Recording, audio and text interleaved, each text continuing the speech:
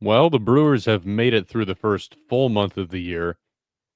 Technically a game over 500 when the calendar flipped. They're now 500 after May 1st, heading into Friday. Not a bad spot to be in if you're the Brewers, especially given everything that's happened so far. But I think in a lot of ways, the longest road trip of the year epitomized a lot of what we've seen all year so far from the Brewers. We'll break that all down, though, as we get into the show. This is the Brewer Fanatic podcast. We are your hosts, Jack Stern and Spencer Michaelis. The Brewers just wrapping up a 3-city road trip, 10 games. San Francisco, we broke that down last week, then to St. Louis, and then to Chicago to play the White Sox. We have a lot to get into here, and we're also getting to the point of the year where we're going to start to see kind of more narratives coming up around this team. So we've got some interesting stuff to go through. Are you ready for that, Spencer? Oh, I am. I've been prepping myself all day, especially since that game ended for this. So, yeah, I'm ready. I'm ready. Of course, I'm ready. Not thrilled All right, about well, it, let's but I'm jump right ready. into the action then. If you're ready to go, I just wanted to make sure first. We'll start with the Cardinals series. The Brewers falling in St. Louis in 2 of the first 3 games. Not the greatest showing for Milwaukee. Game 1, 3-2. Chad Patrick getting the start in this one, and kind of what's been a theme in a lot of his outings, really save for the couple so far. Working through some traffic. He worked into the 5th inning in this one, 4 1/3. 4 hits, couple walks, 2 strikeouts, and 2 earned runs. Kind of a run-of-the-mill Chad Patrick start from what we've seen a lot of the time so far when he's been out on the mound. He has done a solid job on the run prevention side. He's worked around some traffic a little bit. Strikeout to walks have not always been quite where you'd want to see them, but he kept the Brewers in the game here. You know, with the way this is kind of trending, I almost wonder if we can start calling him like the 2025 iteration of Colin Ray, where it's like the metrics don't necessarily tell you it's great. Ray didn't walk a lot of guys, not as many as Patrick has in some of his starts, but still just kind of this finding a way to get it done. Doesn't always look the most sustainable.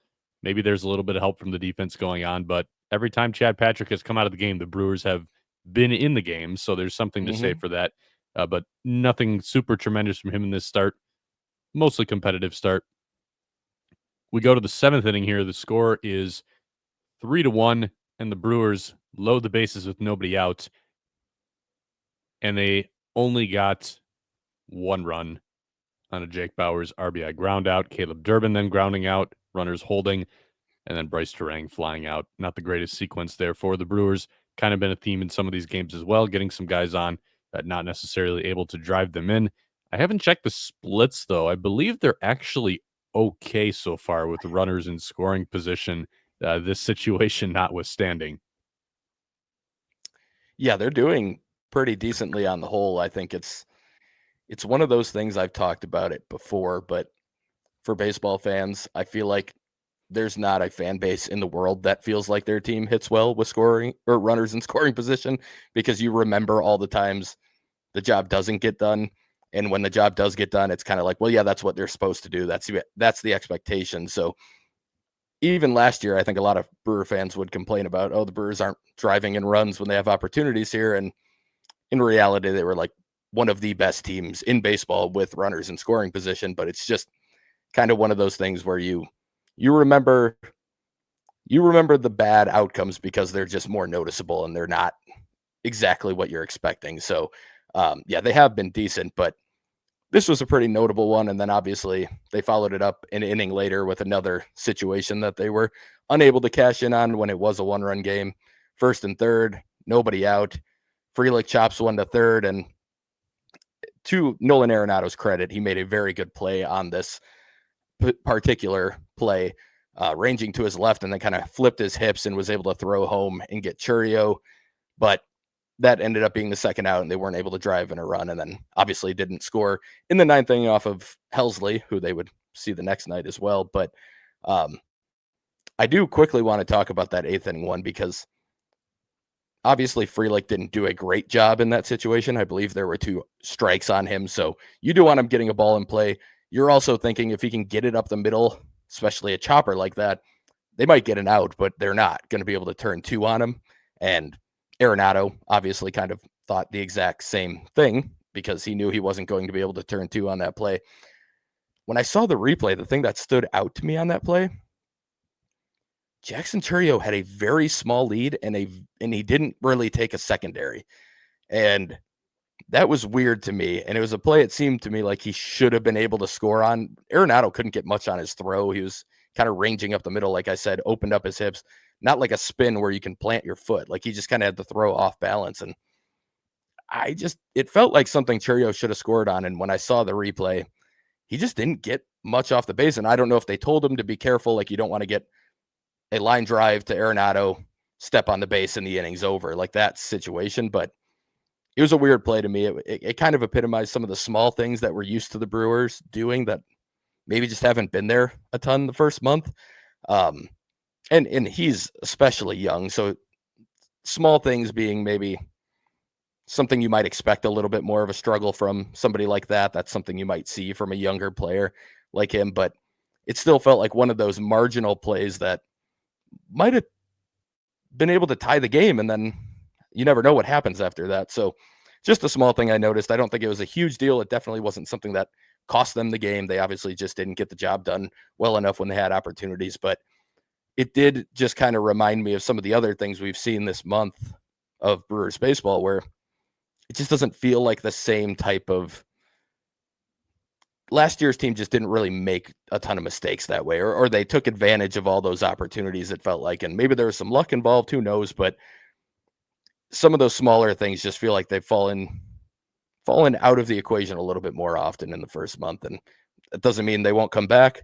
This is an even younger team than last year in a lot of ways. You take out Willie Adames, you replace him with a Caleb Durbin, who's had some of the mistakes we've seen and stuff. So you never know. But yeah, that play just really stood out to me. And the replay kind of shocked me. He just barely was off the base the whole time. And I do think it cost them the run. It's going to kind of be a theme that we talk about a lot this week. We're now a month into the season, and you can put the record aside and just look at what you're watching on the field. They are not doing a lot of the little things that they always have done well the past couple of seasons that have been responsible for the success that they've had. But we'll dive into that a little bit later, as well as some talk about how Pat Murphy seems to be dealing with some of that, or trying to correct some of that. But Brewers unable to score in the ninth inning then off of Ryan Helsley. That one is unsurprising considering what he's done at the back end of that Cardinals bullpen for a couple of years now. So dropping game one by a final of 3-2.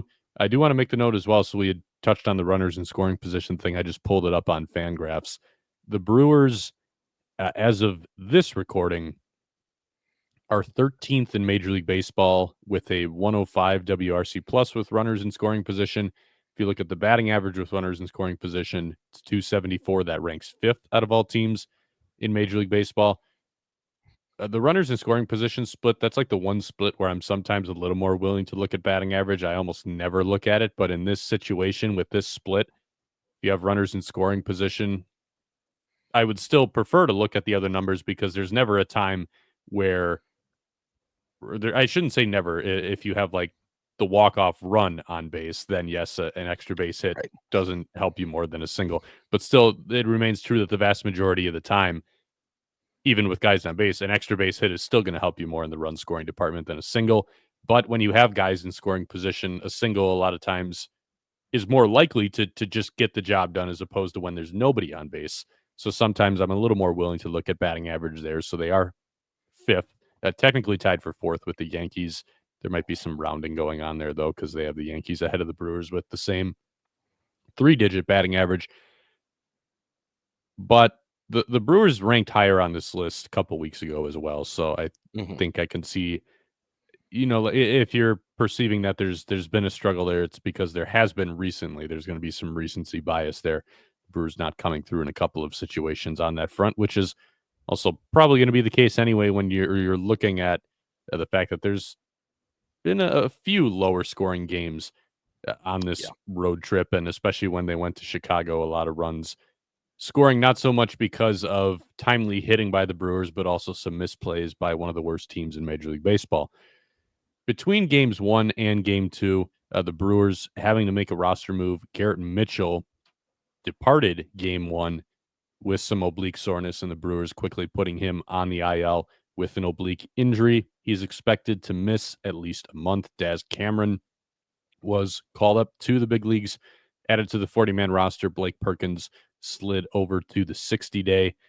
Daz Cameron is who the Brewers acquired in exchange for Grant Wolfram from the Baltimore Orioles a few weeks back. The Brewers DFAing Grant Wolfram not too long ago as part of a flurry of roster moves.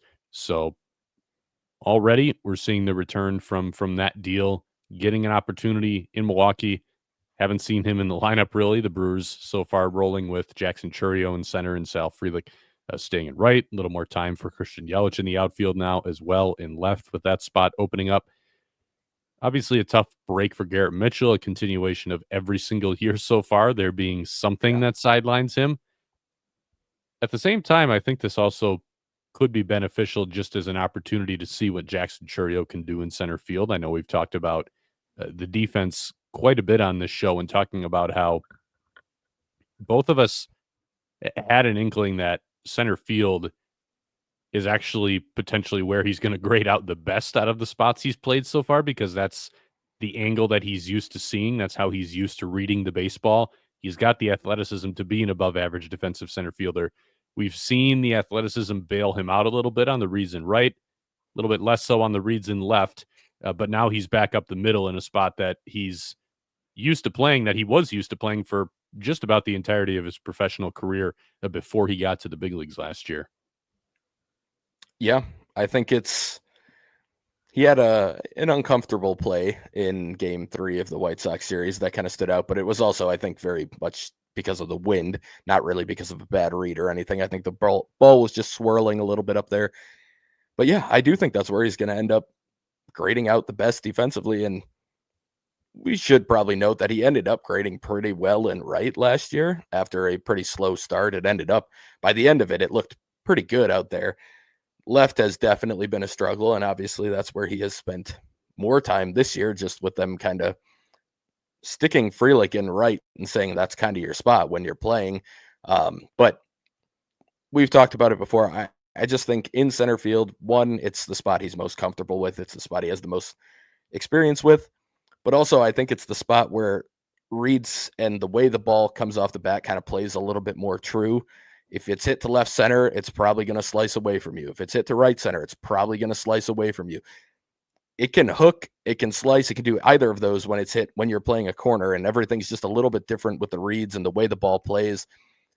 Normally, it plays pretty true in center field. Whichever way you're running is the way the ball's going to continue to go. So I think from that perspective, sometimes I would consider center field the easier position. The part that's not as easy as the ground you have to cover, how much bigger it is out there.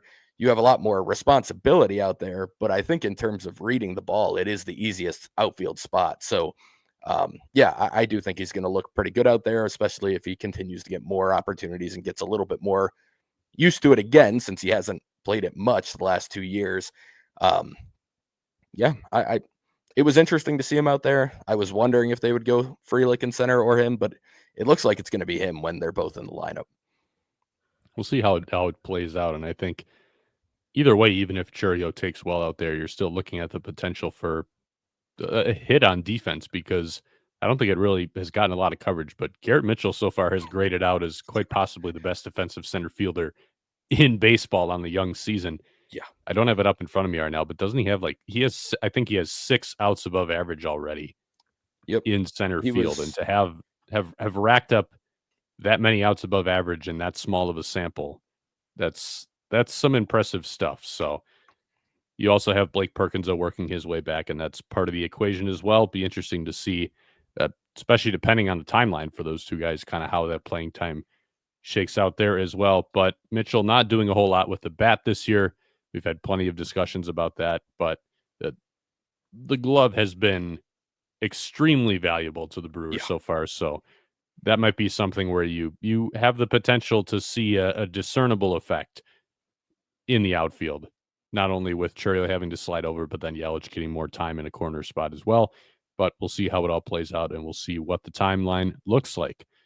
Moving back to the rest of the Cardinals series real quick here. Game 2, Milwaukee dropping this one as well by a final of 6-5. St. Louis walking this one off. And Nolan Arenado right in the center of the late inning proceedings once again. Quinn Priester getting the start in this one. And again, this is another start where the control was just not there. 3 walks in 5 innings is not terrible. It's not good either. 3 walks to 2 Ks. He scattered 8 hits, allowed 5 runs in those 5 innings. Still very much in mixed bag territory on Quinn Priester. We got a question about him later in the show as well, so we can kind of go back to it in a little bit here. The real story of this game, though, was Pat Murphy benching Sal Frelick and Caleb Durbin in the middle innings, each for respective misplays that they made on the diamond. Sal Frelick missing the cutoff man with a throw back into the infield, and then Caleb Durbin getting picked off. Pat Murphy has talked about needing to show some tough love sometimes, and that's definitely what he did here. Wouldn't be the last time that he did this on the road trip. The second time, which we'll get to in a few minutes here, I don't think quite the same situation, but still a sending a message type move. And I think we can save that discussion for that point in the show, and we can kind of talk about what he seems to be trying to do here. Is this the way to go about it? We'll have that discussion. The Brewers, though, managed to come back from down 5-0. Churio hitting a game-tying 2-out, 2-run home run off of Ryan Helsley in the 9th after the Brewers couldn't get to him the day before. However, Trevor McGill comes in and pretty quickly gives up a walk-off home run to Nolan Arenado in the bottom of the 9th. Have you checked out Trevor McGill's Savant metrics so far? His expected ERA, last I checked, was like 9. Yeah, that's not shocking. That is not shocking. I haven't looked at it, but I will I pull just it pulled up it back up. right now. It's down to 6.5.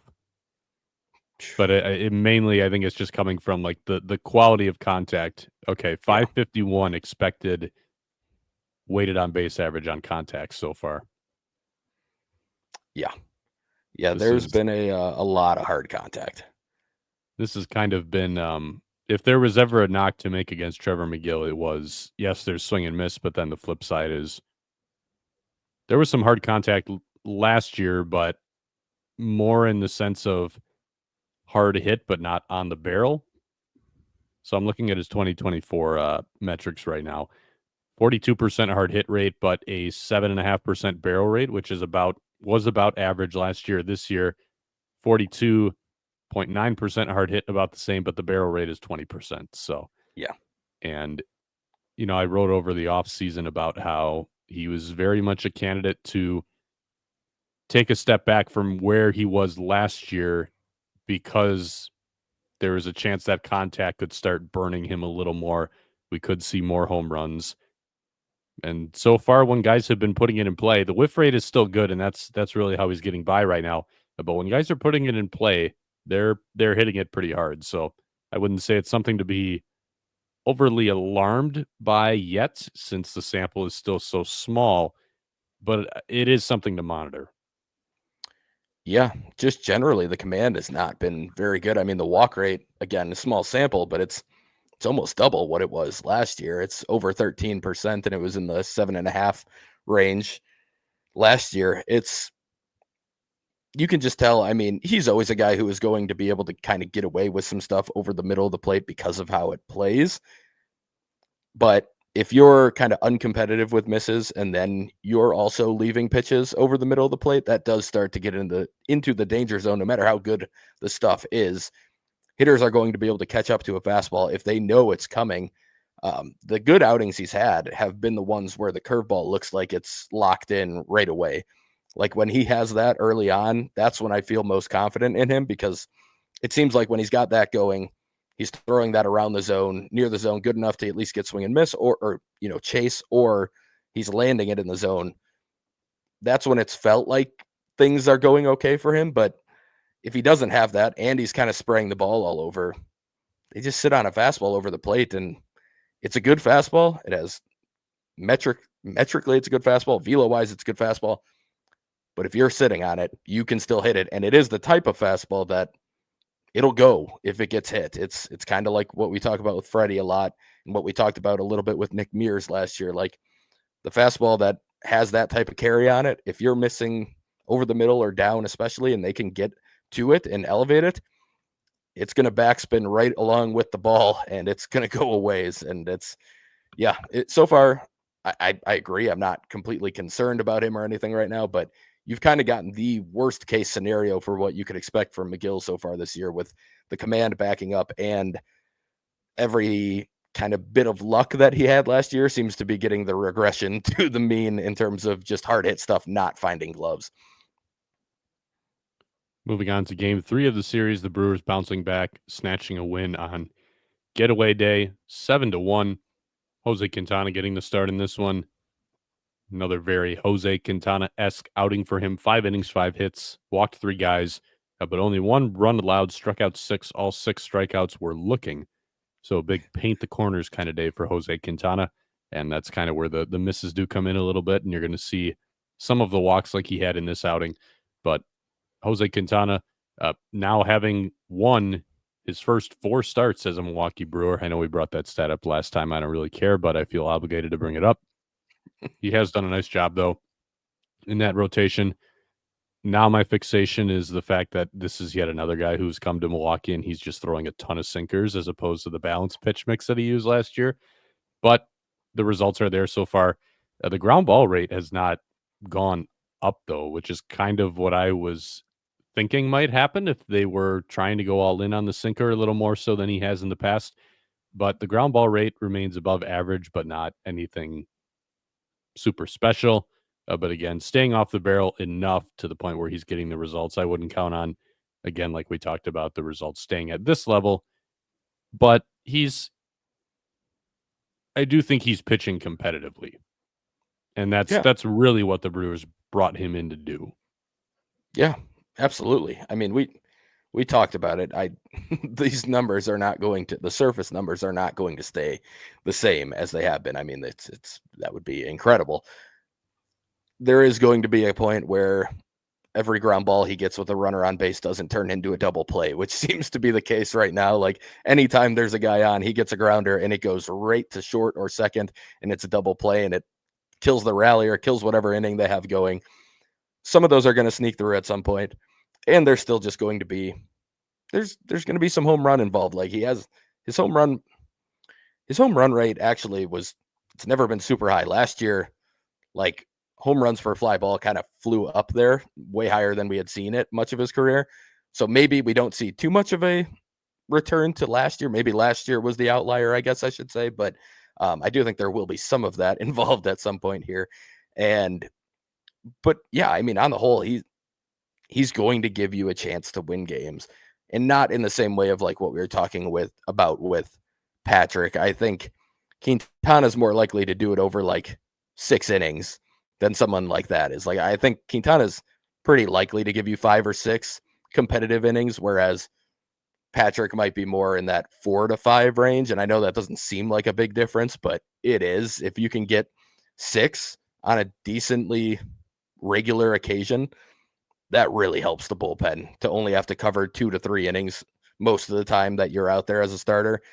So, first of all, obviously, everything's been great so far. It'd be hard to complain about anything he's done so far. But even when some regression does start to hit, I think he's going to be very, very helpful for the Brewers' rotation still. Out of the bullpen then, after Quintana, Grant Anderson, Nick Mears, and Jared Koenig, combining for 4 scoreless innings. Meanwhile, all 7 runs for the Brewers on the offensive side, scoring on RBI singles. William Contreras, Sal Frelick, and Rhys Hoskins did it in the first. And then in the 4th inning, Caleb Durbin, Bryce Terang, and a 2-run single from Christian Yelich, adding on all those insurance runs in the 4th. So the Brewers avoiding the sweep in St. Louis. Then they went to Chicago to face the White Sox, and it was basically the opposite structure of that series, the Brewers taking the first 2 and then dropping game 3. So let's break down game 1, 7-2 Milwaukee. Isaac Collins hit his first MLB home run. Freddie Peralta, meanwhile, on the mound, got off to a rough start, but settled in and was able to go 6. This is kind of the ace-like performance that you'd want to see. You get off to a rough start, but you calm the waters pretty quick. You make an adjustment. He started going to the breaking stuff a little more after some early ambush swings on the fastball. So back-to-back home runs to start, but then the final line, 6 innings, 3 hits, 3 walks, 5 Ks. and just those 2 earned runs. It is starting to look a little bit like this is not quite the same Freddie Peralta that we've seen before. I know he's had flashes, so that could very, very well still be the case this year, but it just seems like there's been this added layer of maturity behind a lot of his Yes. outings so far. Yes. I think the ability to adjust in game just feels like the difference right now. It kind of always felt like he could get himself buried early in a game because he just couldn't figure out a way to kind of fight through any struggles he was having. And this start is obviously a great example of him being able to do that. You give up 2 homers, they're jumping on fastballs, and like you said, he makes the adjustment. They go to a breaking ball heavy, and give Contreras credit too. But I think from the way Freddie talked about it, it sounded like it was more driven by Freddie saying, like, we got to change things up and start doing this a little bit more. Um, but overall, I mean, he's doing what we have been hoping we'd see from him. And no, every start's not going to be perfect. But if you can find a way to give him 6, again, 6 innings is just a big deal. It is in this day and age. Like, if you give a team 6 innings, it's a big deal. And when you're the ace, you need to be able to do that a decent amount, and you need to be able to do it while keeping the team not just in the game, but you need to, when you're the ace, you're expected to give your team a very real chance to win when you're out there. He's been doing that consistently. It's been pretty much, with the exception of one outing, it's been pretty clean, and he's been able to get through, like I said, some struggles and make the adjustment, whether it's been going changeup heavy, going to more breaking balls, whether it has been riding out the fastball when they start to hit some of the other stuff. Like, it's just been good to see him be so multiple with how he can pitch. And I think that might be where he's making the jump more than anything, is that he's showing that he can get outs in a bunch of different ways. Out of the bullpen, behind Peralta in relief, Abner Uribe, Craig Yoho, and Yoel Payamps combining for 3 clean innings with 4 strikeouts. And then on the offensive side, the Brewers having their way on batted ball luck. We'll put it that way. But it's gonna go both ways throughout the course of a season, and this is one of the nights where it went in their favor. So that's good for the Brewers. Yeah, and the White Sox defense certainly helped him out a little bit in Yes, some of those absolutely. as well. Sometimes you need to take advantage of the teams you're playing. Yeah. We'll talk. We can talk about it either right now or more as we talk about the series. This is like 2 years in a row now where I feel like just watching these games, it did not feel like the Brewers really had any business winning any of them. Yep. It was more so just the fact that they were playing the White Sox. Yeah. Last year it was it was very noticeable. I thought, yeah, I mean, honestly, yeah, now that you say it, I mean, it is all 3 games in this series were similar to it. It felt like the Brewers were just doing enough to get by against a team that was trying to hand them a couple of games.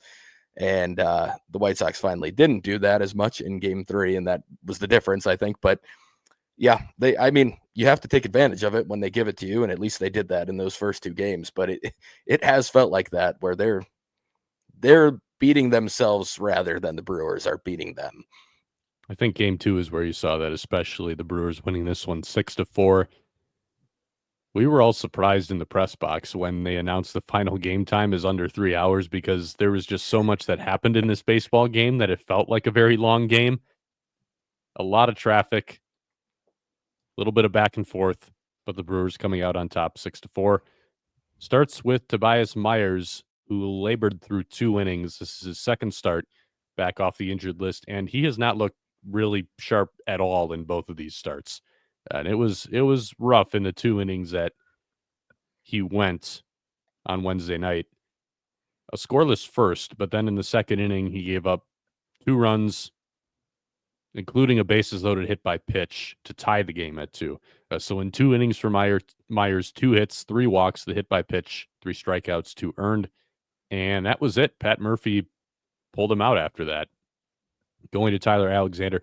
Murphy really aggressive with the bullpen in this game, and it's a ballsy decision. I'll give him that. Yeah. But it's just always, when you're going to be this aggressive with your bullpen, it's always really tricky, because if you win, you look like a genius. If you lose, it blows up in your face because you didn't get the win, and then you're looking at a rough situation as far as availability goes in the bullpen for the following game. So it kind of has a 2-game effect in the wrong direction. But it did work out for the Brewers. I actually didn't mind the early hook for Myers. So I said we were going to kind of revisit the Durbin and the Frelick thing off of this. It is a little similar, and Murphy said again, this was a send a message type decision, basically saying, "Hey man, you can't come out here and have basically." And I'm saying this while also crediting Tobias Myers for what he did last year, but you can't come out and have basically no feel for the strike zone whatsoever. Yeah, like it was not good, and the reality is, could you have run him back out there to try to figure it out? Yes, but this is also the second start in a row where he's looked like this. And the reality is, if you wanted to win this game, I don't think you were going to win it with Tobias Myers on the mound. And that, I think, is where this differs a little bit from the Frelick and the Durbin thing. Those were singular plays in which each of those guys made a mistake, but you could have very easily just kept them in the game and reasonably expected them to produce like they usually do, which for both of those guys is, especially on the offensive side, not remarkable at all, but Frelick with the glove on some plays as the game goes on. Durbin just by virtue of not being Oliver Dunn and not having a 30 OPS plus. But this one's a little different because I don't think you could actually keep Myers in the game and expect to have a competitive game moving forward. And that's where this one's a little bit different. I like that he pulled him after 2 innings. I probably would have done the same. For me, where I probably would have gone a different way is I think he had too quick of a hook for Tyler Alexander, who was the first one out of the bullpen. Yes, I was going to say the exact same thing. I had no issue with Tobias coming out of that game. I mean, even the line that he ended up with looks terrible, but he got out of a bases loaded jam with quite a bit of luck on his side in that scenario as well. So like it could have looked way worse in those 2 innings. He did not have it at all. And going to Alexander was totally fine with me. 2 2/3 and basically saying, well, we've got a righty up with a chance to potentially score a run. We're going to go to Grant Anderson here. That It's is definitely Andrew Vaughn. I know it was Andrew Vaughn. And then of course Andrew Vaughn got a hit anyway. But either way, like process wise, I just did not like that. Alexander stretched out as a starter and he hadn't, correct me if I'm wrong, but did he, when's the last time he pitched? It wasn't the setup game in San Francisco. I believe it was Friday. Friday had been the last day he had pitched. Oh, yeah. And that was an inning, I believe, or an inning and a third. So he was good to go. He was, fully ready to go. And you could have easily probably gotten a couple more innings out of him. And he was doing fine. He was in a spot where he could have given you a couple more innings. And that's where you could have saved some of the pen arms. That one I definitely didn't like. But yeah, I've got no issue with Myers. And I will say, like, just to quickly go back to the Durbin and Frelick plays, like I missed those plays live, but I went back and watched them because I was very curious what actually happened on the plays to cause this. They were bad plays. I think Durbin's especially was a bad baseball play given the situation that they were in. I think him doing this to 2 players that he pretty openly admits are 2 of his favorite players on the team was absolutely more to just send a message in general. I don't even know if it was necessarily to send a message to them as much as it was to send a message to like, hey, nobody is above this. These are 2 of my like he talks about, we heard him in spring talking about how much he loves Durbin. We knew the moment we acquired Durbin that Murph was going to be a big fan of Durbin. But he talks similarly about Frelick. Like he loves Sal Frelick. He's a scrappy dude. He's a small dude. He's got his Dustin Pedroia comp for everyone who fits that type of mold. So him being willing to go out and bench those 2 specifically, I think that was to send a message like, listen, we're going to play better baseball than we've been playing. We're going to do the little things right. And I don't care who you are. We're going to figure this out and get it done correctly. So do I think it could have been handled differently? Yes. Do I mind those 2? No, I don't. I think that's a fine message to send, especially if coming off of the meeting in San Francisco, he didn't feel like that message had necessarily gotten across or something. Yeah, try a different method. I don't mind that. But I don't mind the Tobias thing either. I do agree though. I think the Alexander short leash is actually, and this wasn't a send a message move. This was just a managerial move in general. But like, to me, of all those things, that's the one that bothered me the most, because I didn't understand why we were going to just start burning through the bullpen then when you had an opportunity to avoid that. That's exactly what Tyler Alexander should be doing. That's why he should be on the team. Like, that's a perfect use for Tyler Alexander, is to save your bullpen, and you had a chance to do it and you just didn't for some reason. Yeah, I don't know if he thought that moment was bigger than we think it was, or if he thought Andrew Vaughn was more of a threat than we think he is. But yeah, I mean, and Alexander was pitching fine too. The two men that got on base, Yeah. it was a ground ball through the hole and a catcher's interference. Yep. So it's not like you're looking and saying, "Oh, they just had a couple of really good swings off of him." Nothing of that sort. And he had been efficient too, 2 2/3 on 29 pitches. He could have given you a little more length off of that, and even just the ability to push it back like another inning before you have to go to the bullpen, that matters. But instead, Murphy going through his arms, he used 6 of his 8 relievers. So as far as just the overall way he seems to be handling things right now, I don't have an issue with it. My concern at this stage is more so that I don't know if it's working. Yeah. I think that's the bigger concern. The fact that he still feels the need to, like, we're on multiple rounds now. We're on team meeting, bench 2 guys, pull a starter early. Again, the pulling the starter early, I think it's not quite the same as those 2. But again, it really seems like right now he's being very aggressive in an effort to try to just kick the tires and get something going, because I mean, the frank reality, especially for me as I'm watching this team, is the tires have been spinning all year so far. And it's a lot of, they have a couple wins where you're like, yeah, that looked more like Brewers baseball. Maybe this is where they finally kind of get on one of those runs. And then they drop, 3 of the next 4, and they're right back to hovering around 500 again, which is basically where they've been this entire month. It's early. They could absolutely still go on that stretch that people are kind of waiting for, where they look a little bit more like the Brewers, especially the Pat Murphy Brewers. But I mean, I don't know, a month in and he's already, it seems like he's having to pull out all the stops already. And to me, that's a little concerning. Yeah. Yeah. I mean, it's hard because you're obviously, well, you technically are in there sometimes, but you're not in the locker room, is what I'm going to say, in the clubhouse. But I'm not in the closed door meetings. No, I don't right, think the Brewers right, would take too right. kindly if I tried to sneak into one of those. But it is just weird, the feeling around it right now. And like, we talked a lot last year about how, in terms of managing a game, Murph is up and down, we'll say at best, I think is how I would phrase it. It's not like I agree with him as a manager all the time in games, or even at as high a rate as I normally do with, like, say, the manager before him. But either way, the big draw for him as a manager was how everybody came to play for him. They loved playing for him. He had a really, really good feel for the locker room and the clubhouse and everything else, and everybody was just rallying around Murph.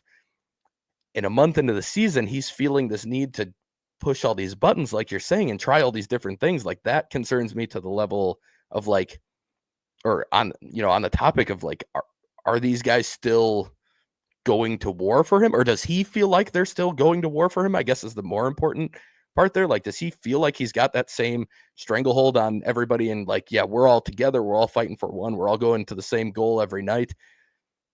Some of these decisions kind of make you feel like he doesn't have that feeling, and I'm not saying that that's his problem or the team's problem, but together it's their problem, and they got to figure it out if he is feeling that. And that's kind of what it points to right now. It feels like somebody who just doesn't feel super confident that everybody is kind of pushing in the same direction and fighting for the same goals the same way they have in the past. And that's obviously projection based on what we're seeing, but I don't know what else it would be to just already have a closed door meeting, and then a couple days later you're pulling out benchings, and then you're sending a message to a starter a few days later, and that's all a lot of things in a short amount of time, and that, I think, is maybe what is concerning. Yeah.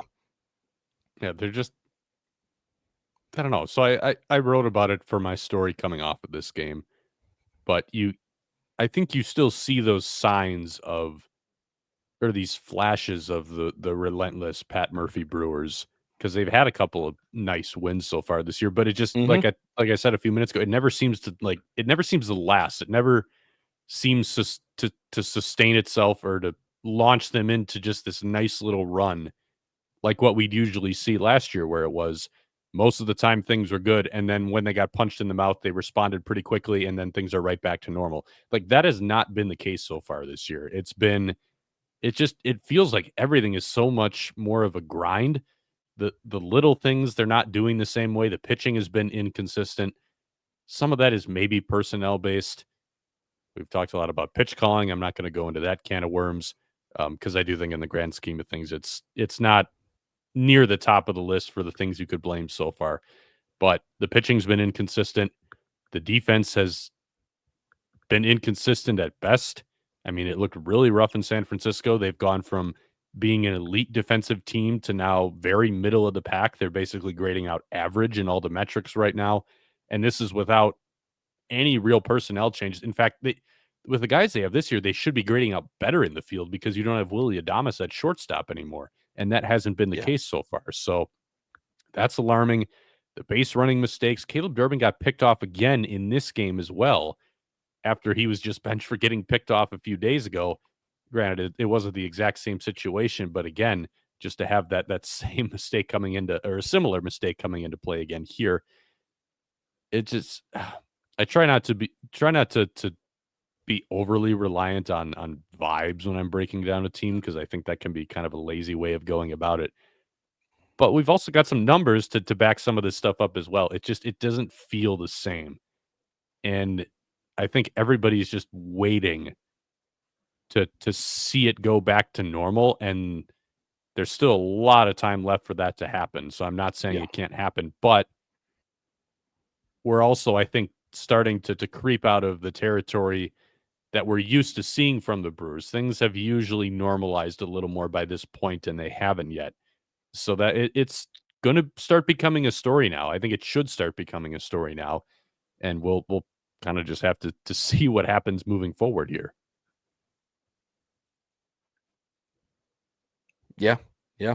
It no matter what we think right now, like you said, there is a ton of time left in the season, and things like this, it can take. Sometimes it just takes time for a team to gel in the over the course of a season and to really start connecting with each other. And there's a lot of returners, but there are still new faces and everything going on here. There's always going to be turnover on a roster, so it could just be something like that. It's also a matter of, if you think about it, not so much on the position side, but even still, there's been some pretty decent roster churn, especially on the pitching side, with how many faces have been in and out and all these different things. So that could be contributing a little bit to that too. Just not having that, core group of guys all the time ready to go. Just a lot of different names in and out. But even still, that's not super different than what the Brewers usually have. This is a team that has a lot of roster turnover every year, a lot of roster churn going on. So I don't know. It's not something we're going to get a true answer to, but it has been weird, and we'll just have to see how it plays out. I don't think this team is incapable of putting it together. I absolutely think they're capable of it, but it does feel weird for sure. I don't really know how else to describe it. Let's finish breaking down this series, shall we? To get through this game too, the Brewers did win despite this whole long discourse we've been having.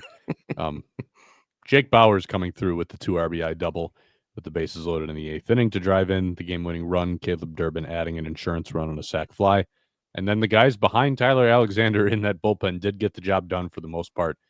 Grant Anderson a little bit shaky in his brief outing, but Nick Mears is able to bail him out with a fly out and then a hard hit double play smashed right at Vinny Yeah. Capra, which again, it just kind of what I'm like. That's what I'm talking about when I say like it doesn't really feel like the Brewers necessarily executed everything in the way they needed to win that game. I guess you can make the argument the defense was there on that play, though, of Capra's snaring that ground ball and making the turn. Jared Koenig, Abner Uribe, and then Trevor McGill. That's how they got it done. And a lot, too, of relievers having to come in mid-inning as well to get out of jams Yeah. brought up by the previous guys. So you had Anderson coming in for Alexander. You had Mears coming in for Anderson mid-inning. You had Uribe coming in for Koenig. That was the Koenig one I don't like. They sent him out just to face one hitter, face a lefty. That was all they were doing, and I just don't love that. Generally, I'm not a big send a guy out for one batter type of guy, and obviously that guy ended up reaching and then came around after Uribe came in. But just let him have the clean inning. That's more where I lie. Like, it can be different in very specific situations. You know, there are some matchups where it just makes a ton of sense, but that was another one where I just was like, just let him have a clean inning coming out. You could tell Uribe was coming in. He was warming up. He was getting hot in the bullpen while Koenig was facing that hitter, and that guy ended up reaching, and then he came around to score. So, yeah, not to nitpick too much, but like, I've never liked he's going out there to face the first batter, and then we're bringing someone else in type of strategy. It was a little different back when there was like lefty specialists and there were no 3-batter minimums, and obviously if you're starting an inning like that, it's a little different still. But yeah, I don't know.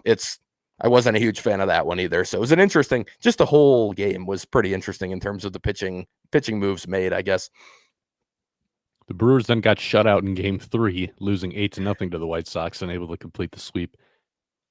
This is a really interesting. This is actually probably the one where, at least looking at the first inning, the Brewers actually probably could have ended up in a better spot than they did. Bases loaded, Rhys Hoskins coming up with 2 outs, and actually put up a very good at bat after falling behind 0-2. Hits a rocket to center field. Everyone that I saw said he was robbed of a grand slam. I'm not 100% sure that ball was going over. It was I think it was going over. You thought it was going over. I thought maybe it was going to hit the top of the wall. But it was Luis close, Robert, but I think it was going over. Okay, Luis Robert. Either way, it's a big extra base hit in the first inning that Luis Robert was able to pull away with a nice catch at the wall, leaping catch in center field. So the Brewers coming up empty there. And that's kind of a funny contrast when you look at later in the game. Craig Yoho had his first rough outing in the big leagues, and it started with one of the cheaper home runs you're probably going to see this season off a Craig Yoho changeup. But Chad Patrick got the start in this one. I actually thought he responded very well to just an inconsistent start. He was falling behind. It was like I think the first 3 hitters he faced, he got into 3-ball counts on. Falling behind, was able to settle in after that. He departed in the 6th inning with 2 outs and just the 1 earned run in, runners on first and second. Yoho comes in, gives up the 3-run home run. It's on a changeup. Not a bad spot. I mean, it was down and in. He had to go get it. Maybe Miguel Vargas was expecting it. That might have been part of the equation, but he didn't barrel the ball. It was hit like 94 off the bat. Kind of just a looping fly ball that just kind of never came down. The expected batting average on that ball was 110. So, and I know I saw some people when I said that saying, well, it went over the fence and that's what counts.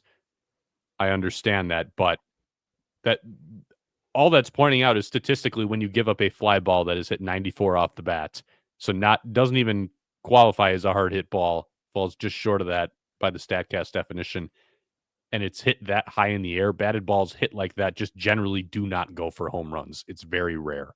That's the point there. However, when Craig Yoho came back out for a second inning, there's no excuses to be made for him there. Just could not find the strike zone. He walked 4.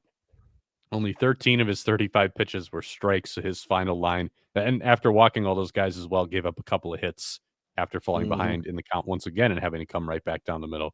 Final line for him: 1 inning pitched, 3 hits, 4 walks, 5 earned. An ugly line for Craig Yoho. We'll see if he's with the big league team tomorrow. I know we said when they called him up that we did not expect this to be a temporary fill a spot. But that was also assuming that he got off to a really productive start in the big leagues. Now, after giving up 5 and having thrown 35 pitches, maybe he is a candidate where they say, let's swap him out for a fresh arm for now. Yeah, just the way they kind of hung him out to dry in this one kind of felt like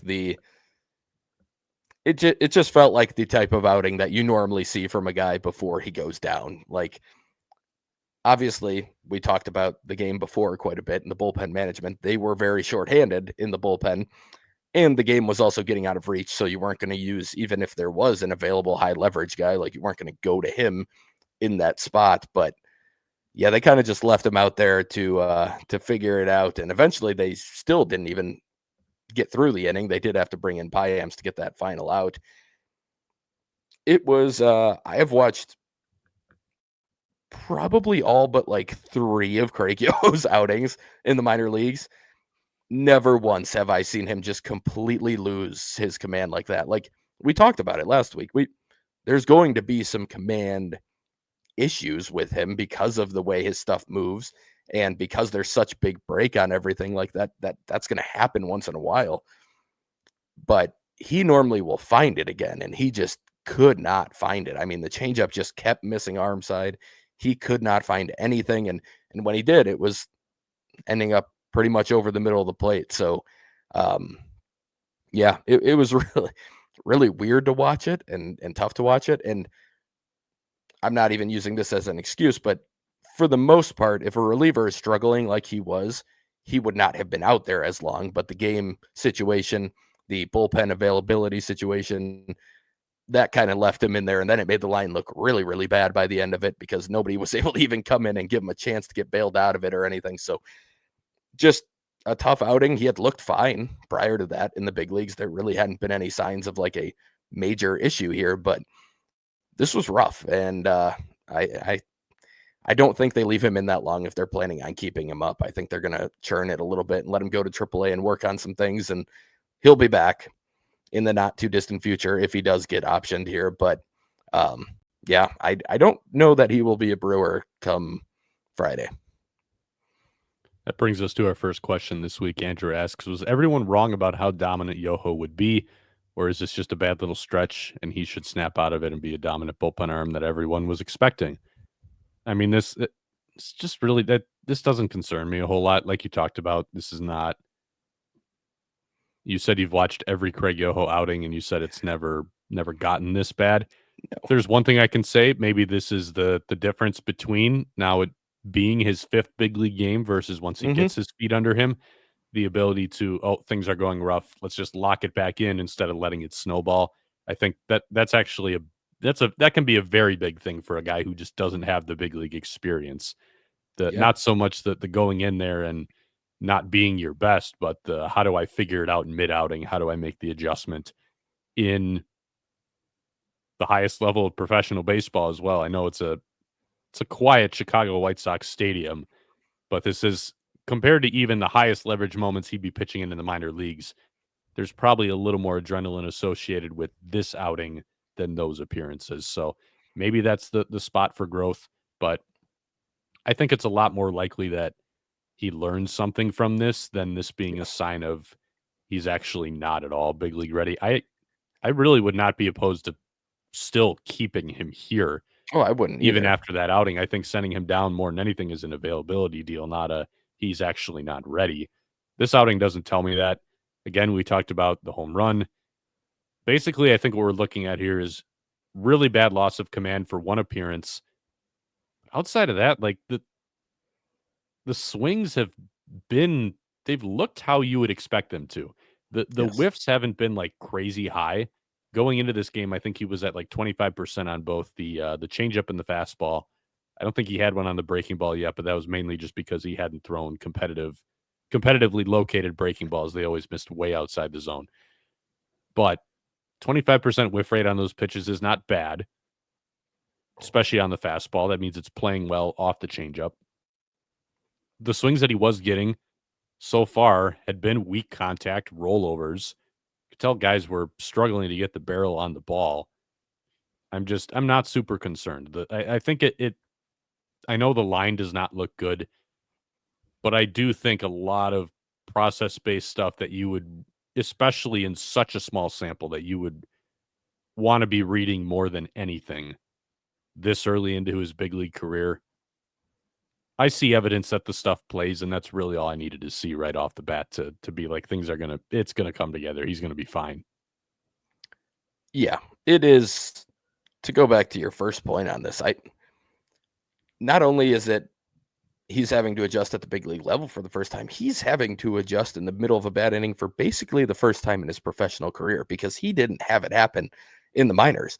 Like there really weren't struggle innings for him. I think he never gave up more than 2 runs in an inning his entire time coming up. And that was maybe a once or twice occurrence his entire coming up. Like he never had to figure that out in the middle of an inning because he never really had a struggle for an inning. And it's not the same for Devin Williams in that case because he did have a lot of struggles in the minors. It took him quite a while. He was a starter at first. He obviously moved to the bullpen and everything else. Like he did have to work their struggles in the minors. But I remember him coming up in 2019 and he had some really good outings. You could see the changeup. You could see everything look good. And then he also had a couple blowups. He had like a 4 or 5 earned run outing, I believe, in St. Louis, if I'm remembering right.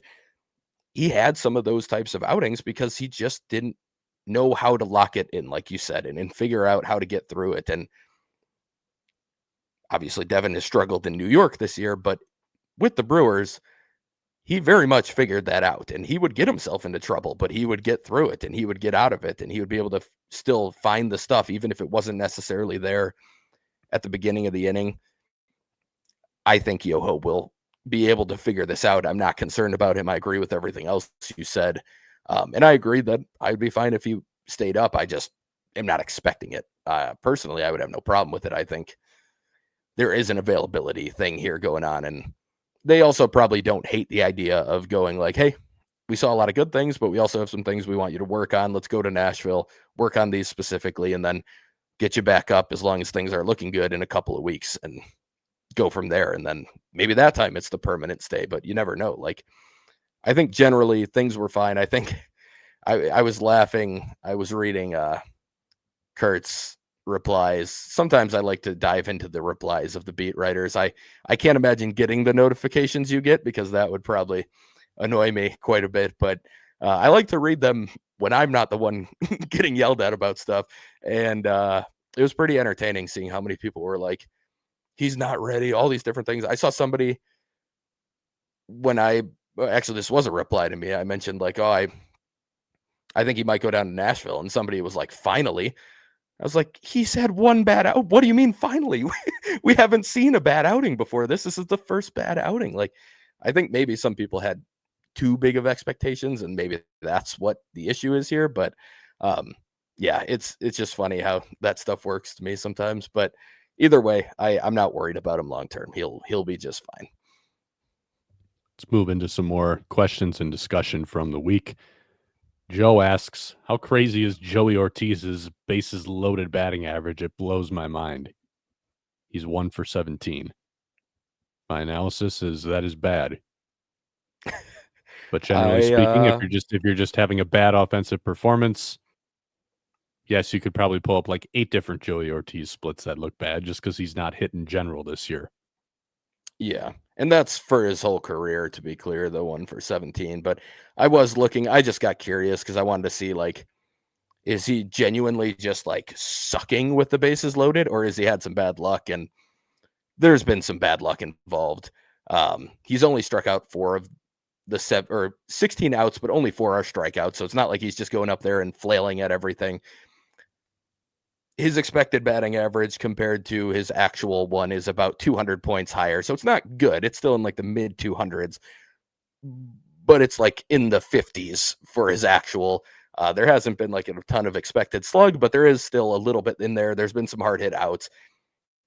It is kind of crazy to go 1 for 17, but it also, like, that could happen at any point in the span of a season. 1 for 17 is not an insane stretch to have offensively.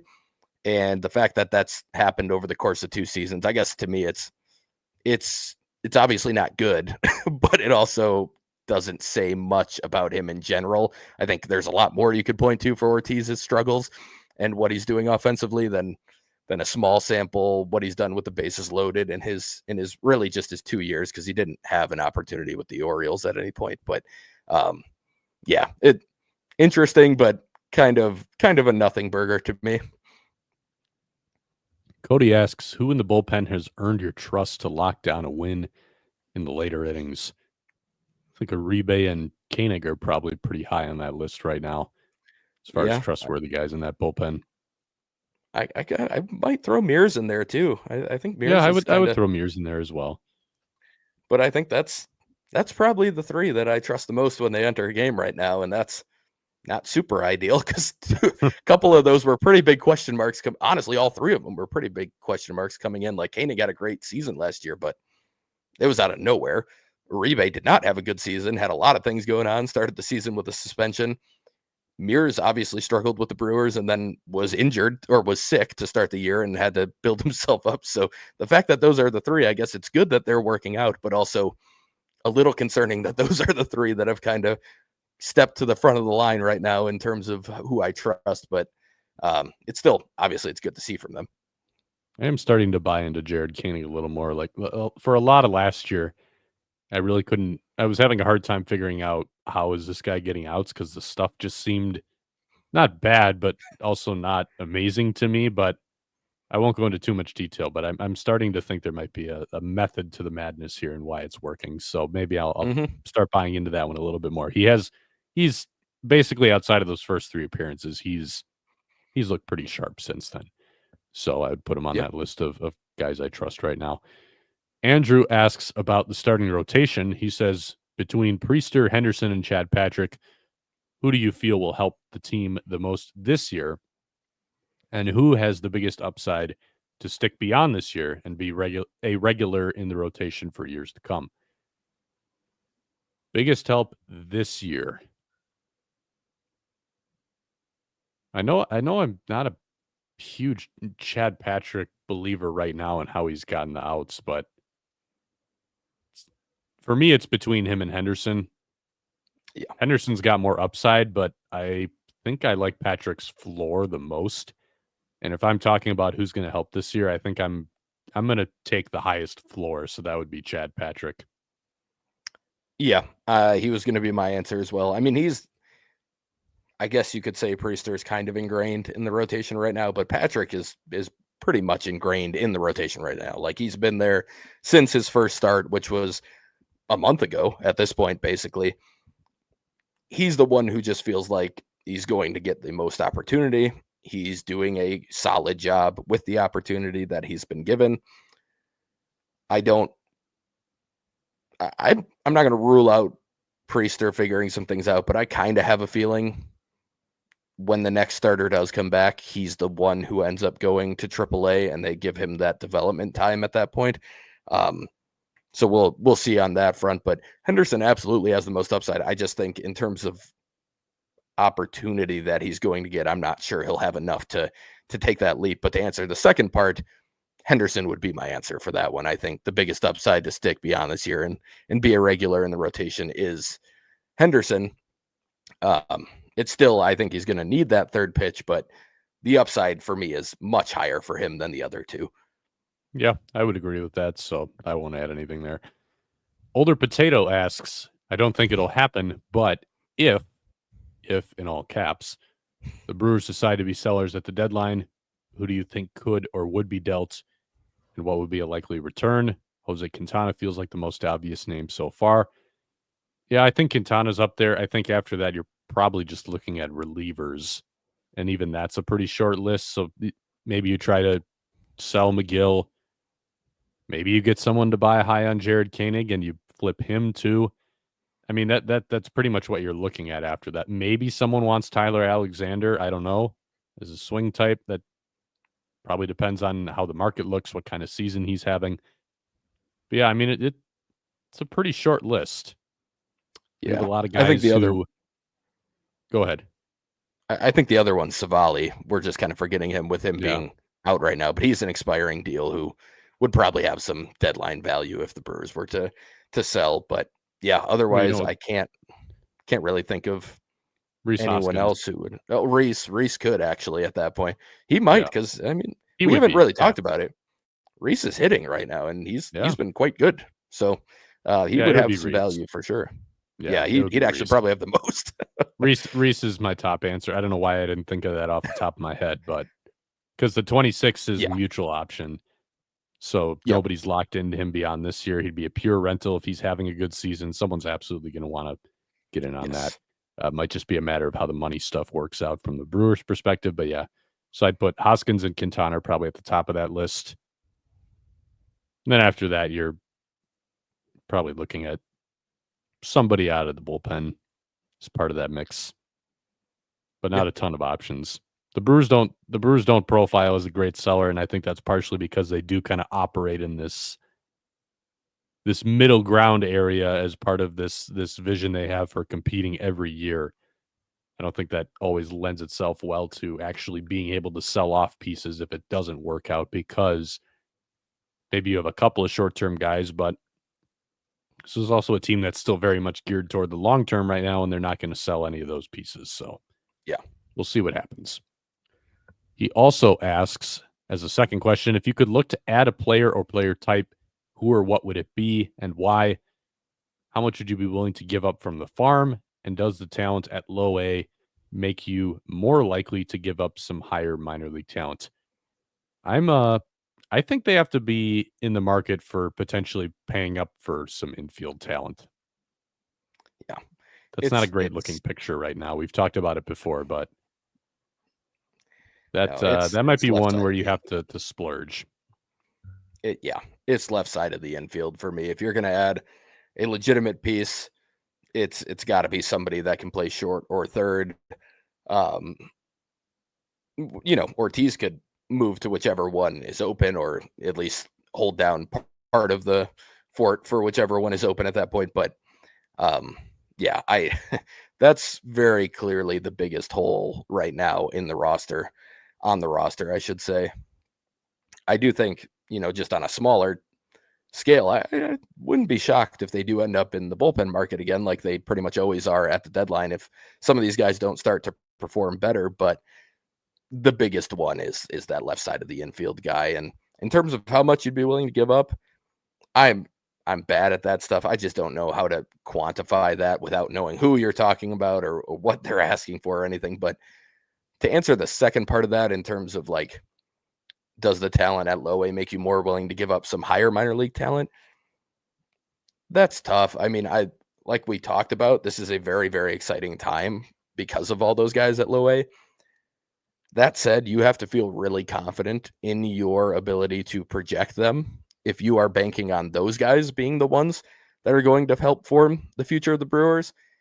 You're probably more confident in your projections of the higher minor league guys and how you think they're going to work out at the big league level. So it gets tough to say, like, oh, we could just give up, for example, Cooper Pratt because we have Jesus Mate coming up behind, or Luis Pena. One of them is going to be a shortstop, and like, pretty good chance of that, decent chance of it.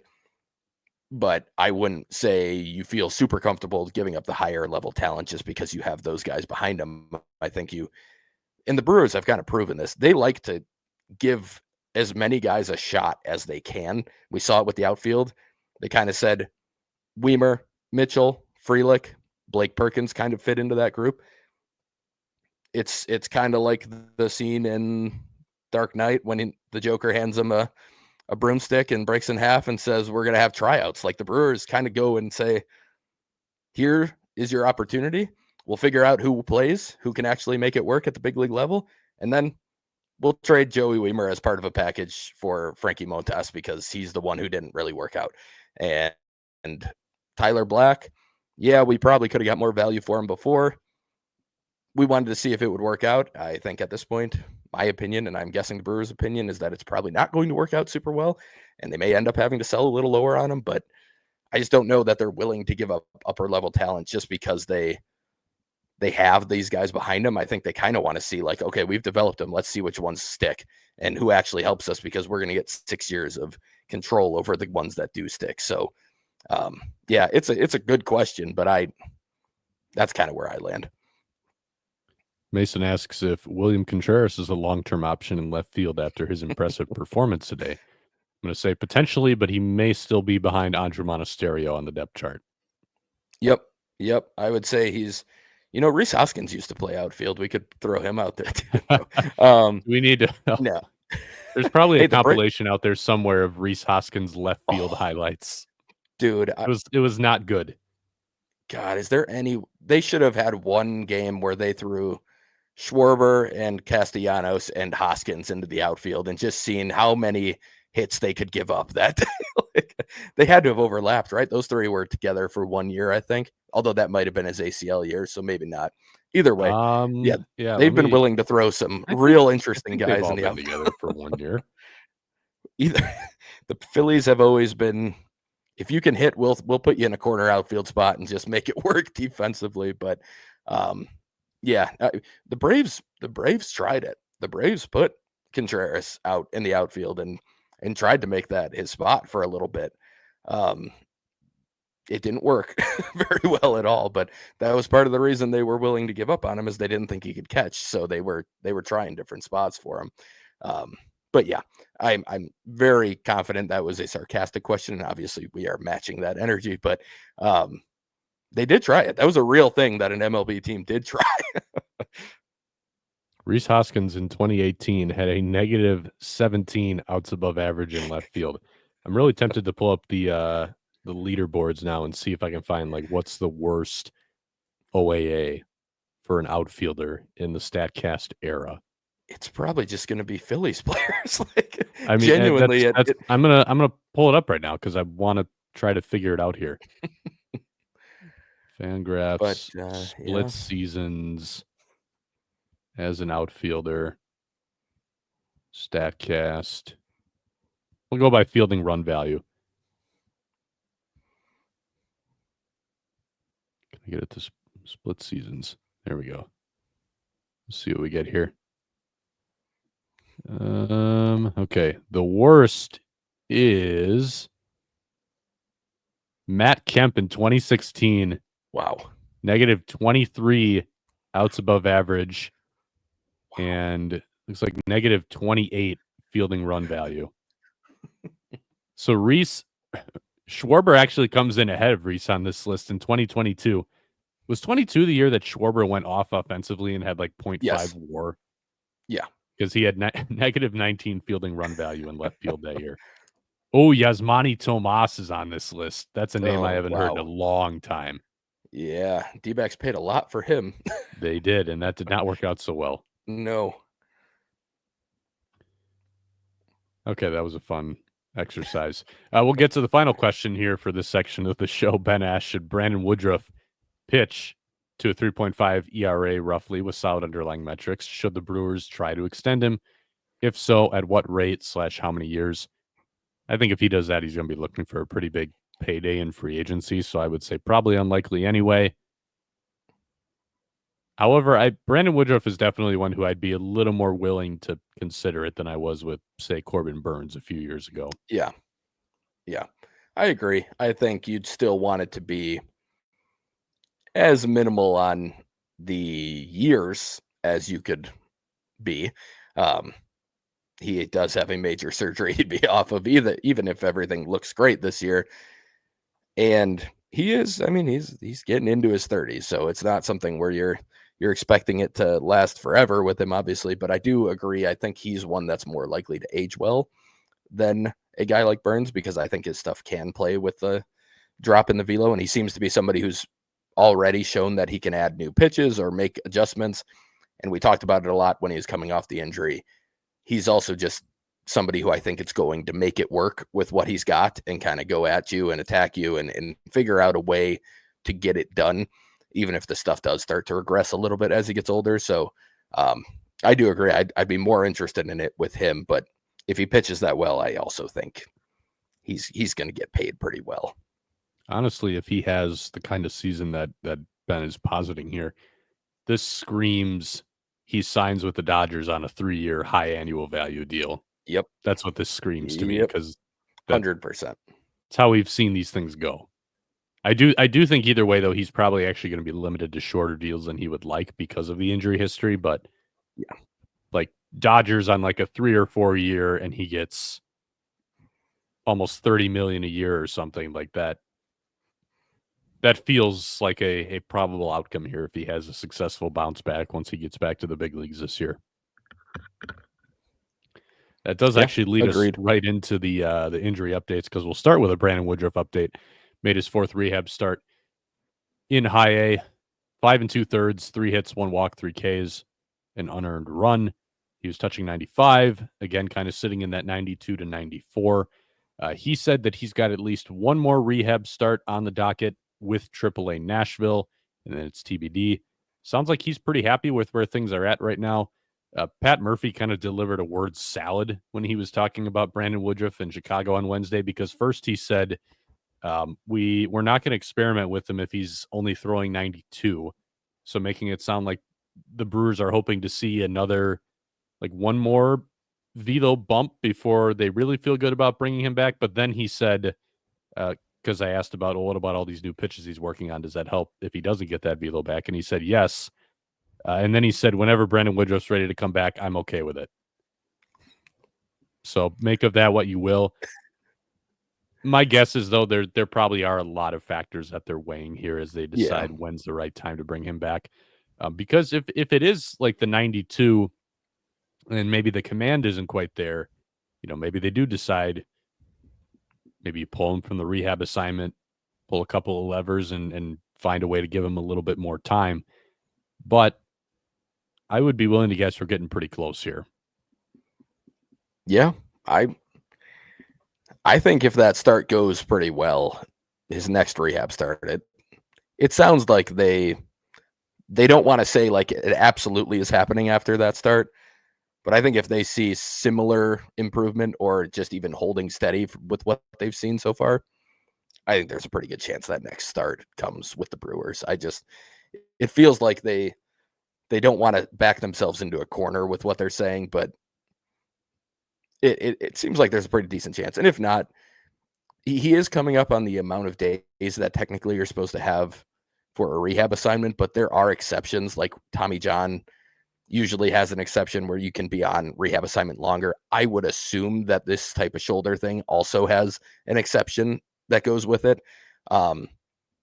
So it's possible they'd be able to extend it a little bit further than what the days would say, because I believe May 12th would be the date that is the last one, if I'm remembering right off the top of my head.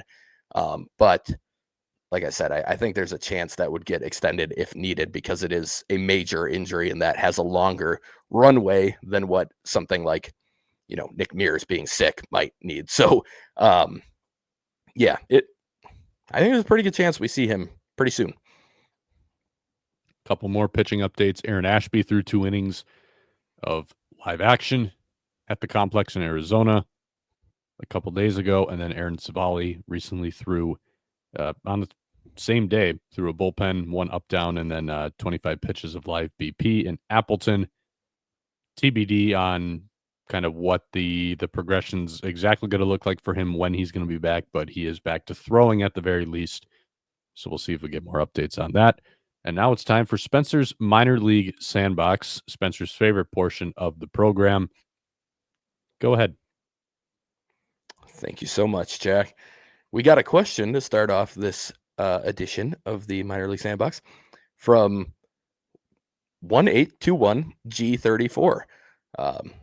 I hope that's on your birth certificate. Thoughts on Carlos Rodriguez's start to the season in Nashville? Has he made sizable changes that have led to his success this year? Could he help in the bullpen or rotation this year? So I'll answer the last part of that first. I still don't know that I really see him as the relief type. I feel like he plays better just by showing a bunch of different stuff over the course of a start. But I do think he's made some improvements. I think his stuff, the velo's held pretty steady, but just metrically, everything has kind of ticked up just slightly. It's gone from basically last year he had 6 pitches, 1 being pretty close to like an average pitch truly, to now almost all 6 are still probably technically a little below average, but a lot closer to being average on the whole. And that kind of gives you like that Colin Ray look where he's got a bunch of stuff that he can throw at you. Nothing is a noticeable poor pitch, something that he doesn't have any faith in or that he can't throw, but also nothing that's like a huge put away pitch. I think if there is one, it's the changeup. For Carlos Rodriguez, it is it's a good pitch, and it does have a 41% whiff rate on it so far in AAA. So that's been a very good one. The slider does have a 44% whiff rate too. It might be one of those things. We talked about it when Baseball Prospectus came out with all of their new metrics showing how well pitches kind of blend together and how hard it is to pick up a pitch and how they all kind of tunnel. Rodriguez did grade out extremely well on that in his small big league sample. So that also will help some of this stuff that maybe doesn't grade out super, super well on like Stuff Plus models play together. So a little tick up in the stuff does matter, and he has been extremely good in AAA. So I still think there's a chance we see him make starts. Maybe he becomes, Tyler Alexander doesn't work out or something or gets hurt. He could be maybe that long relief or like a swing man, somebody who can make a spot start if needed. But I don't see him as a guy who comes in and is like a middle or a leverage reliever. So he is off to a good start for sure. Some other pitchers who are off to some very good starts this year, starting with Bryce Message, the Brewers' second round pick last year, their third pick overall. This week, he had 2 games started. He had 8 1/3 innings pitched, 4 hits, 1 walk, struck out 11, did not allow an earned run. He was up to 97. He's a 19-year-old. He'll be 19 all season. Both breaking balls looked quite good. I posted video of a slider, a back foot slider at 86 that got a swing and a miss in his first start of the week, and then a curveball that he landed for strike 3 in the same inning. The second start, he actually got most of his strikeouts via the fastball. I've been hoping to get data on the fastball at some point just to see how it actually plays, but it seems to play quite well at the top of the zone. Got a lot of swing and miss on it in his last start. So, I mean, this is a teenager who's already touching 97. He's been in and around the zone, only 1 walk compared to 11 strikeouts. He really looks the part. He has a very clean delivery. It's very easy looking. Doesn't look like he's trying to do too much. Very, very good start for Bryce Message, and especially this week. One name that I don't think I've ever talked about him on here, which is always for a guy who's been in the organization, I usually get them at some point, but Melvin Hernandez, 18-year-old. This week, he went 5 innings, 3 hits, 2 walks, 3 strikeouts, no runs. It's a 4-pitch mix. Really, it's a 3-pitch mix, and then he mixes in a high 4-seam as his 4th pitch. He doesn't really throw it unless it's in strikeout counts. His main fastball is an 89 to 90 mile per hour sinker. Gets a ton of grounders with it. He throws a 78 to 80 mile per hour changeup that I think is pretty easily his best secondary. It's got really good depth and a really good arm action on it. So I don't have whiff numbers for that pitch, but I would imagine it gets quite a bit of them. His curveball is more in that 76 to 78 range, and that looks like a good pitch as well. So, like I said, that high fastball, I have seen him get up to 93 with that. The sinker sits more in that 89, maybe 91 range at times. The secondaries are where he's going to get the swing and miss. The sinker is where he can get some of the early soft contact on the ground. It's a very interesting mix. He is listed at 139 pounds on the website. I don't buy that. I think that's what he was signed at, was 139, but he's very skinny. So it is interesting. I wonder if he's going to be able to add a little bit of mass, maybe add a little bit of velo as he progresses, but it's an interesting profile. He doesn't walk many. He throws a bunch of strikes. In his short stints last year with the complex league in low A, he had more strikeouts than he's had this year, but there is some strikeout stuff there with the changeup and the high fastball. So super interesting name, one that doesn't really get any attention, but he is the youngest pitcher in full season ball right now in all of minor league baseball. So one to pay attention to. And then the last one, I have to talk about Jacob Misiorowski because he just seems to, he's progressing at like a rate that's hard to believe right now. His last start, 5 innings, 3 hits, no walks, 9 strikeouts.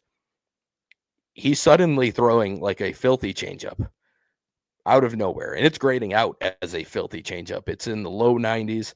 It's got a ton of horizontal movement to it. Its induced vertical break is right around 1 to 5. He doesn't kill the spin on it a ton.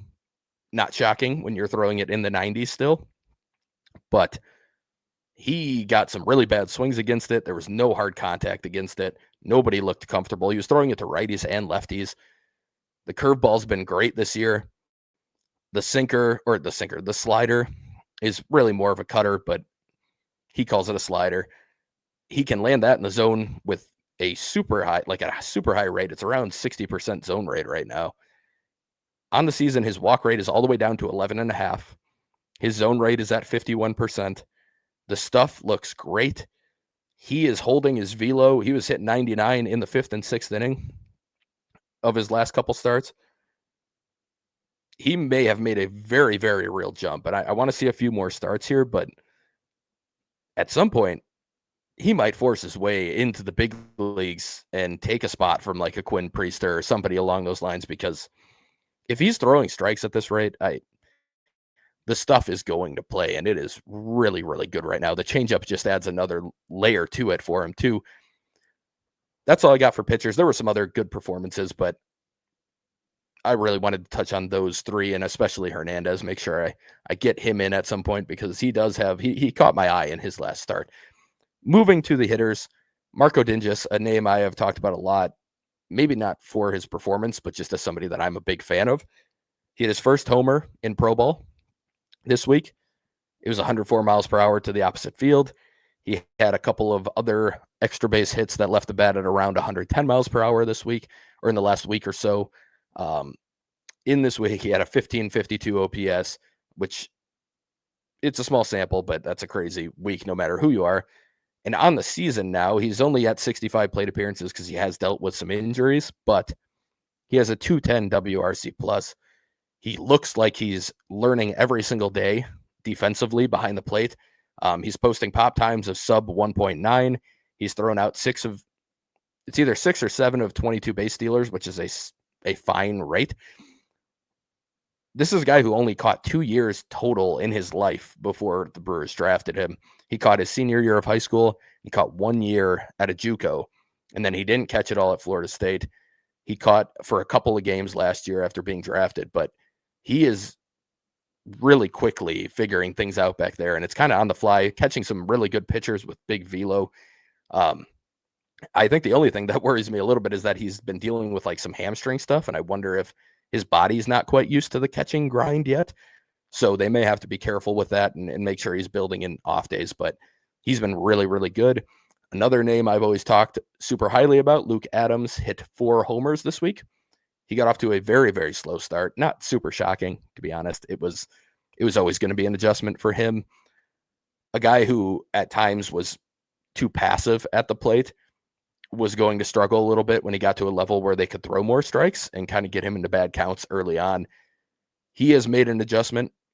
He's all the way up to a 114 WRC plus in AA as one of the youngest players at the level. He's mostly played first base. They've been putting Wilkin at third a lot, and Wilkin, to his credit, has looked very good defensively this year. But yeah, seeing Adams make a little bit of a jump and start to adjust to the level has been really good to see. Blake Burke, another first base, another pick from last year. Really strong week himself. 1196 OPS. He had a 111 mile per hour opposite field homer. And then he also had 3 doubles with pretty big exit velos. Took him a little bit of time to settle in. He has been really good defensively, like shockingly good defensively at first base. There's probably a little bit of like the Rowdy Tellez factor where I don't know that the range is crazy, but I would also bet that it's better than Rowdy's was. But the hands are fantastic. If it's hit near him, he will make the play. And he will scoop stuff. He's been saving errors left and right. And the bat's really been coming around. You can see the power. He's starting to get to that more often. I still like Blake Burke quite a bit. Hedbert Perez hit a leadoff homer today, which brought his OPS up to 876 for the season. I can't help but wonder what he would be thought of if his first season wasn't the COVID year, so he didn't get a real year of like actual pro ball under his belt. He was just in Appleton with a bunch of guys who were kind of on the fringes of the big leagues, and it wasn't really a true environment. And then he missed basically a calendar year with a major injury. He's only 22. He's performing at high A. That's not really a weird age for him. I think the only issue is that the organizational timeline for an international signing, he'll be Rule 5 eligible soon. So that can make things kind of difficult for a guy like him. But it's still very good to see the results showing up for him.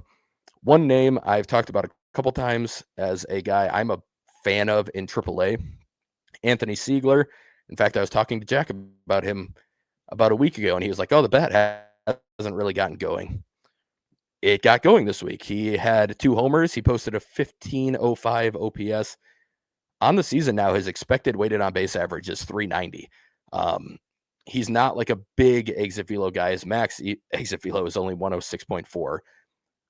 But his hard hit rate this year is 56.6.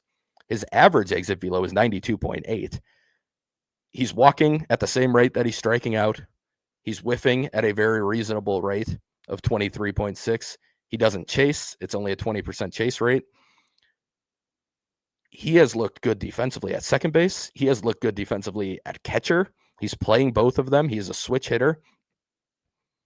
I really like Anthony Siegler. And honestly, I'm hoping I want them to give him some opportunities at third base because I'd love to see if he can figure it out and have some more versatility in the infield, because if he can, I would, in a heartbeat, bring him up for a guy like Vinny Capra and see if he could fill that utility role. So that's the main one I wanted to talk about from that group, but I do have a comparison I need to make here, and that's for the name everyone knows, which is Jesus Mate. He turns 18 in 1 week from the day we're recording here. So on the 8th of May, he'll be 18. So he's been 17 up until this point. Through his first 81 plate appearances, he is slashing 329, 420, 529 for a 949 OPS. That's a 160 WRC plus. He has 3 homers, and he has 8 of 9 on stolen base attempts. His walk rate is 11.1%, and his strikeout rate is only 18.5%. For reference, to compare to Jackson Chourio, through his first 84 plate appearances, that's just how it matched up in terms of games, full games, and keeping in mind that Chourio was 18 years and 2 months when he debuted for the Mudcats versus being still 17. So at that age, like a 3 to 4 month difference can make a big difference. There's a lot of development happening in that time, so that is noteworthy, I think. He slashed 324, 393, 500, compared again to Mate, who was 329, 420, 529. His OPS was 893 compared to the 949 for Mate. 141 WRC plus compared to 160. He had only 1 homer in that span. Chourio did. Mate has 3. Chourio only stole 3 bases on 3 attempts. Mate is 8 for 9. Chourio's walk rate, very similar, 10.7 versus 11.1. And then his strikeout rate was about 3 percentage points higher than Mate's has been so far as well. So it's very hard to not make that comparison. And when you go to make that comparison right now, Mate actually comes out favorably. And if people remember, when Chourio arrived in low A, he took the prospect world by storm by doing what he's doing. Mate just happened to blow up before he got there. So it's maybe not getting as much attention right now as Chourio's did, but he's actually performing at a higher level and technically as a younger player than Chourio was at the time. It's been a pretty incredible start, especially given that he was battling through numerous injuries in the first couple of weeks of the season. He had a ball off the foot. He pulled his hamstring a little bit. He was dealing with that coming out of spring training. He's doing all of this as the youngest player in full season ball by a decent amount. It's been an incredible start for him, and the hype train just keeps rolling for Mate. But that'll wrap it up for the minor league sandbox. And Jack, you can jump right back in and wrap up the whole podcast here. But yeah, pretty impressive stuff for Mate so far. And that's going to do it for us this week on the Brewer Fanatic podcast. Spencer, you went into so much detail that I won't even add anything. Brewers are going to come back home this weekend. First series against the Chicago Cubs at American Family Field coming up over the weekend. I will be back on the beat since it's a home series, homestand kicking off. It's been a long time since the Brewers have been at home. It feels like it's been like 3 weeks since I've been in the American Family Field press box. But we'll have all the coverage for you at Brewer Fanatic, as well as a recap of everything that goes down within the next week. This is a Brewer Fanatic podcast, and thank you all for listening.